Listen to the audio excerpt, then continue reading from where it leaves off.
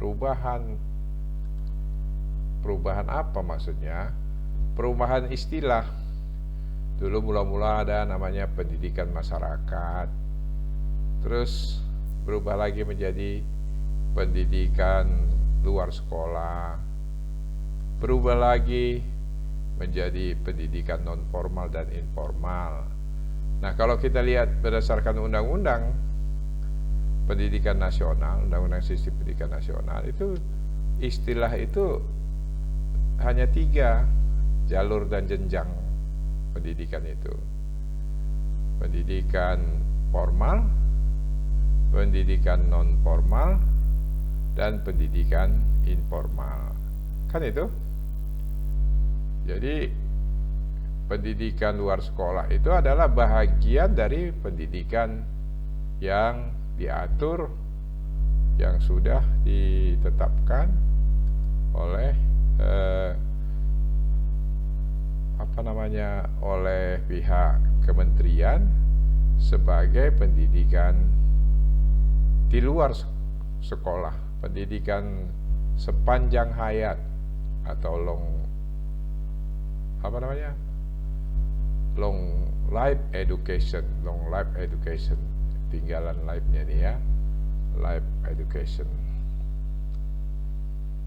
Jadi long life education itu menyatakan pendidikan sepanjang hayat.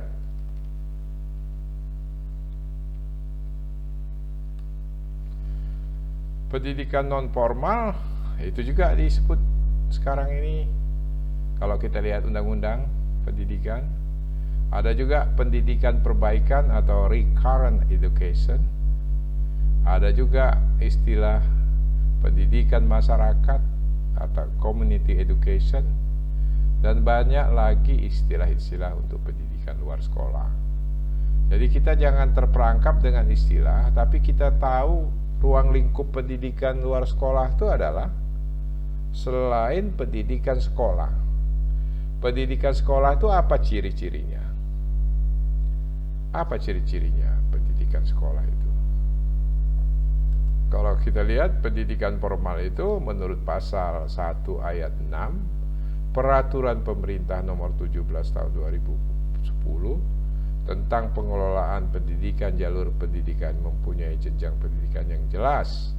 Jadi dia pendidikan itu jelas jenjangnya, dari pendidikan dasar, SD, SMP, pendidikan menengah, SMA, SMK, aliyah, dan sampai pendidikan tinggi.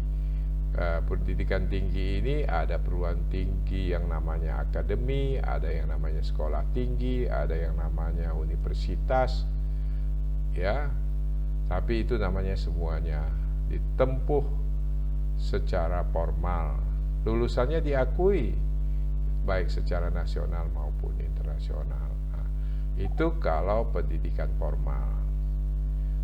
Nah, kita kan mau membahas pendidikan non formal, tapi kita harus bisa membandingkan pendidikan formal itu yang mana. Ya, jadi istilah-istilah itu jangan sampai membingungkan kita. Ya. Pokoknya pendidikan sekolah itu kita sebut dengan pendidikan formal, dan di dunia ini berkembang pendidikan yang terjadi di luar sekolah, dan memang gak bisa mengharapkan sekolah aja. Kalau kamu mau sekolah bola, sekolah sepak bola, apa ada sekolah sepak bola itu secara formal berjenjang? Ada SD sekolah bola, ada SMP sekolah bola, ada. Namanya sekolah bola, tapi sebenarnya dia pendidikan masyarakat, ya, pendidikan membangun prestasi, membangun hobi.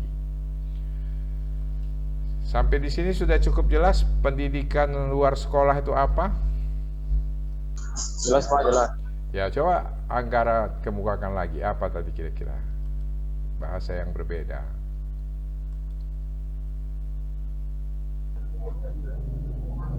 Oke Pak. Pendidikan formal itu apa? Pendidikan luar sekolah itu apa? Kalau secara singkatnya Pak ya, singkat aja Pak ya. Ya, kalau ini bahasa dari saya ya Pak. Iya. Kalau dia pendidikan formal Pak, pendidikan formal intinya dia isinya tadi saya baca tentang bahwasan jenjang pendidikan itu diakui oleh negara satu, terus jenjang pendidikannya itu dari dasar sampai ke masa kuliah, Pak. Ya. Terus kalau dia non formalnya ya tadi kayak sekolah sepak bola, sekolah kayak les biasa lah, Pak. Gitu. Ya, Itulah bahasa dari saya, Pak. Bimbingan Kurang lebih. Ya, bagus. Bimbingan tes itu tidak termasuk sekolah formal ya. Nah, jadi konsep pendidikan luar sekolah ini sudah dari tahun 64 dikemukakan. Ya, konsep citra mental yang kita gunakan sebagai alat untuk memadukan pengamatan dan pengalaman yang memiliki kesamaan. Jadi yang mudah diobservasi secara langsung atau direct observation, ya ada fenomena yang lebih kompleks tidak bisa diobservasi atau indirect observation. Contohnya menyatakan macam-macam kelamin pada lembar kuesioner misalnya, kan nggak mungkin langsung dibuat secara tersurat, tapi ada dalam bentuk bahasa. Tapi kalau warna tentu ditampilkan warnanya. Kalau sempat jenis kelamin ditampilkan gambar alat kelaminnya kan nggak sehat itu ya. Nah jadi itu penjelasannya. Yang berikutnya,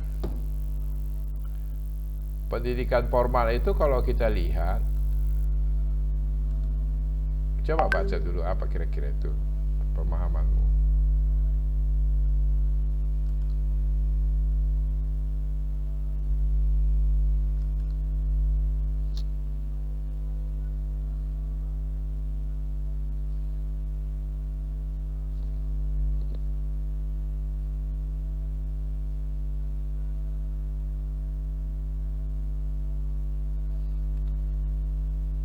Nah coba sekarang gantian dulu jadi apa?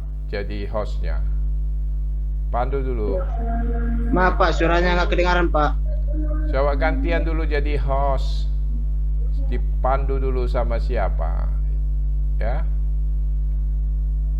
Biar berbagi kesempatan. Ini saya buat kesempatan untuk jadi host. Nah coba ngomong dulu. Hakim, coba pandu dulu Kim. Pendidikan formal itu apa? Bisa digeser-geser dari situ nggak? Slide-nya. Coba dulu. Nggak bisa Pak kalau dari sini Pak. Nah, coba jelas. Kalau udah saya geser jadi hostnya, kamu nggak bisa. Hah?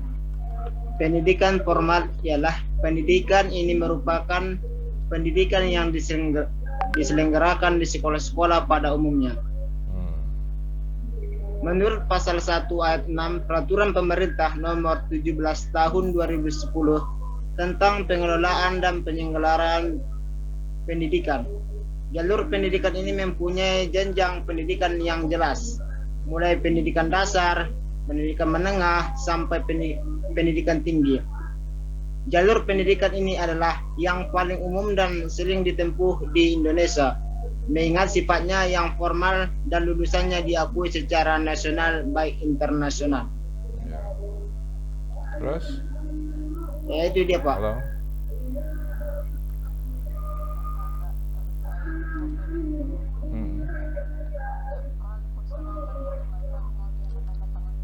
Lanjut lagi Kim. Nah. Tujuan Terus? pendidikan secara umum yaitu untuk membentuk manusia yang memiliki kedewasaan jasmani dan rohani. Adapun beberapa karakteristik dari pendidikan formal adalah sebagai berikut. Yang pertama, memiliki kurikulum yang jelas.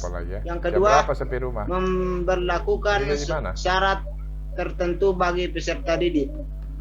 Yang ketiga, materi pembelajaran yang digunakan bersifat akademis. Yang keempat, proses pendidikannya cukup lama. Yang kelima, tenaga pengajar harus memenuhi klasifikasi tertentu.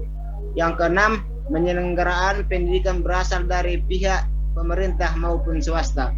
Yang ketujuh, peserta didik mengikuti ujian formal. Yang kedelapan, adanya pemberlakuan administrasi yang seragam. Yang kesembilan, kredensial atau ijazah dan sebagainya, memegang peranan